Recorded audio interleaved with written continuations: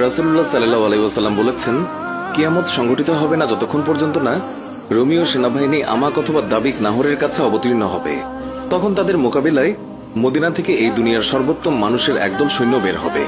তারপর উভয় দল সারিবদ্ধভাবে দণ্ডায়মান হওয়ার পর রোমীয়গণ বলবে, তোমরা ওই সমস্ত লোকদের থেকে পৃথক হয়ে যাও যারা আমাদের লোকদেরকে বন্দী করেছে, আমরা তাদের সঙ্গে যুদ্ধ করব।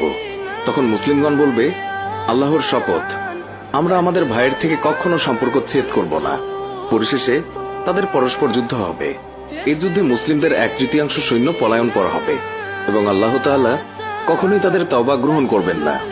সৈন্যদের 1/3 নিহত হবে এবং তারা হবে আল্লাহর কাছে শহীদের মাঝে সর্বোত্তম শহীদ, আর সৈন্যদের অপর 1/3 বিজয়ী হবে। জীবনে আর কখনো তারা ফিতনায় আক্রান্ত হবে না, তারাই বিজয় করবে। তারা নিজেদের তরবারি জৈতুন বৃক্ষে লটকিয়ে যুদ্ধলব্ধ সম্পদ ভাগ করতে থাকবে।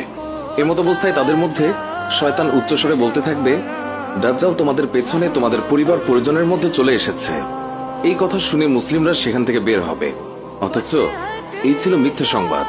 তারা যখন সিরিয়া পৌঁছাবে তখন দাজ্জালের আগমন ঘটবে। উক্ত যুদ্ধ আসলে ইমাম মাহদীর নেতৃত্বেই হবে কিনা তা স্পষ্টভাবে হাদিসে বর্ণিত হয়নি, তবে ফিতনা সংক্রান্ত হাদিসসমূহ পর্যালোচনা করলে এটাই মনে হয় যে সেটা ইমাম মাহদীর সময়েই হবে, অর্থাৎ ইমাম মাহদীর নেতৃত্বেই হবে। আল্লাহ তাআলাই ভালো জানেন। দাজ্জালের আবির্ভাব। রাসূলুল্লাহ সাল্লাল্লাহু আলাইহি ওয়াসাল্লাম বলেছেন, নিশ্চয়ই দাজ্জাল সিরিয়া এবং ইরাকের খাল্লা নামক স্থান থেকে বের হবে। তারপর সে তার ডান এবং বামে সর্বত্র বিপর্যয় সৃষ্টি করবে। আল্লাহর বান্দাগণ, তোমরা দ্বীনের উপর অবিচল থাকবে, কেননা আমি এখনই তোমাদের কাছে এমন সব নিকৃষ্ট অবস্থা বর্ণনা করব যা আমার পূর্বে বিশেষভাবে কোনো নবী তার উম্মতের কাছে বলেননি। সেই পৃথিবীতে 40 দিন পর্যন্ত অবস্থান করবে। এর প্রথম দিনটি 1 বছরের সমান, দ্বিতীয় দিনটি 1 মাসের সমান এবং তৃতীয় দিন 1 সপ্তাহের সমান হবে। অবশিষ্ট দিনগুলো তোমাদের দিনসমূহের মতোই হবে। সাহাবীগণ প্রশ্ন করলেন, হে আল্লাহর রাসূল, যেদিন 1 বছরের সমান হবে সেই দিন কি একদিনের সালাতি আমাদের জন্য যথেষ্ট হবে? উত্তরে তিনি বললেন, না, বরং তোমরা এই দিন হিসাব করে তোমাদের দিনের পরিমাণ নির্দিষ্ট করে নেবে। সে তার দাবির সূচনায় বলবে, আমি নবী, অথচ আমার পরে কোনো নবী নেই। অতঃপর সে দাবি করবে, আমি তোমাদের রব, অথচ মৃত্যু না হওয়া পর্যন্ত তোমরা তোমাদের প্রভুকে কখনোই দেখতে পাবে না। সে হবে অন্ধ, অথচ তোমাদের রব মোটেই অন্ধ নন। তার 2 চোখের মাঝখানে লেখা থাকবে কাফের।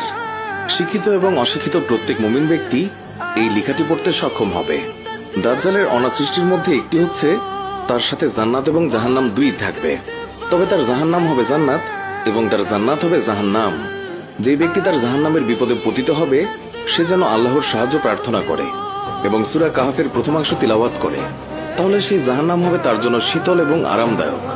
ইব্রাহিম আলাইহিস সালামের বেলায় আগুন যেরূপ হয়েছিল। দাজ্জালের আরেকটি অনাসৃষ্টি হচ্ছে সে এক বেদুইনকে বলবে, আমি যদি তোমার পিতামাতাকে তোমার সামনে জীবিত করে তুলতে পারি তবে কি তুমি এই সাক্ষ্য দেবে না যে নিশ্চয়ই আমি তোমার রব? সে বলবে, হ্যাঁ, অবশ্যই। তখন দাজ্জালের নির্দেশে 2টি শয়তান তার পিতামাতার অবয়ব ধারণ করে হাজির হবে এবং বলবে, হে বৎস, তার আনুগত্য করো, তার অনুগত হও, সেই তোমার রব। দাজ্জালের আরো একটি অনাসৃষ্টি হচ্ছে সে জনৈক ব্যক্তিকে পরাভূত করে হত্যা করবে, অতঃপর করাত দিয়ে তাকে ফেরে 2 টুকরা করে ছুঁড়ে মারবে। অতঃপর সে বলবে, তোমরা আমার এই বান্দার দিকে লক্ষ্য করো, একে আমি এখনই জীবিত করব। এরপরেও কি কেউ এমন আছে বলবে যে আমি ব্যতীত তার অন্য রব আছে? এরপর আল্লাহ তাআলা সেই লোকটিকে জীবিত করবেন। তখন দাজ্জাল খবিশতাকে বলবে, তোমার রব কে? সে বলবে, আমার রব আল্লাহ রাব্বুল আলামিন। আর তুই তো আল্লাহর দুশমন, তুই তো দাজ্জাল। আল্লাহর শপথ, আজ আমি তোর সম্পর্কে প্রত্যক্ষভাবে বুঝতে পেরেছি যে তুই দাজ্জাল। দাজ্জালের আরেকটি অনাচার এই যে সে আসমানকে বৃষ্টি বর্ষাতে নির্দেশ দিলে তখন বৃষ্টি হবে এবং জমিনকে ফসল উৎপাদনের নির্দেশ দিলে ফসল উৎপাদিত হবে। দাজ্জালের আরো একটি অনাচার হচ্ছে সে একটি জনপদ অতিক্রমকালে তারা তাকে মিথ্যেবাদী সাব্যস্ত করবে, ফলে তাদের গবাদি পশু সমূলে ধ্বংস হয়ে যাবে। দাজ্জালের আরো একটি অনাচার এই যে সে আরেকটি জনপদ অতিক্রমকালে তারা তাকে সত্য বলে মেনে নেবে। সে আসমানকে বৃষ্টি বর্ষণের নির্দেশ দিলে বৃষ্টি বর্ষিত হবে, অতঃপর সে জমিনকে শস্য উৎপাদনের নির্দেশ দিবে এবং শস্য উৎপাদিত হবে।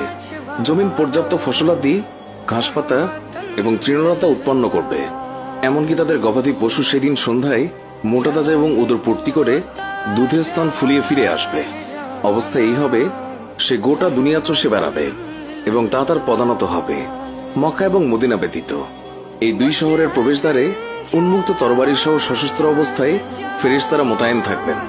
শেষে সে একটি ক্ষুদ্র লাল পাহাড়ের পাদদেশে অবতরণ করবে, যা হবে তৃণলতা শূন্য স্থানের শেষ ভাগ।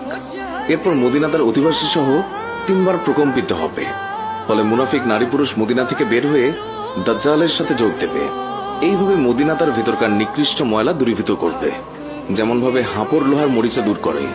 সেই দিনের নাম হবে নাজাতের দিন। আবুল আকের কন্যা উম্মু শুরাইক রাদিয়াল্লাহু তাআলা বলেছেন, হে আল্লাহর রাসূল, আরবের লোকেরা তৎকালে কোথায় থাকবে? তিনি বলেছেন, তৎকালে তাদের সংখ্যা হবে খুবই নগণ্য। তাদের অধিকাংশ ইমানদার বান্দা তখন বাইতুল মুকাদ্দাসে অবস্থান করবে। তাদের ঈমান হবেন একজন নিষ্ঠাবান সৎকর্মপরায়ণ ব্যক্তি। এখানে একটি কথা বলা প্রয়োজন, উক্ত ইমাম আসলে ইমাম মাহাদি কিনা তা স্পষ্ট নয়, তবে মনে করা হয় যে তিনি হয়তো ইমাম মাহাদি হবেন। আল্লাহই ভালো জানেন। ঈসা আলাইহিস সালামের আগমন। এমত অবস্থায় একদিন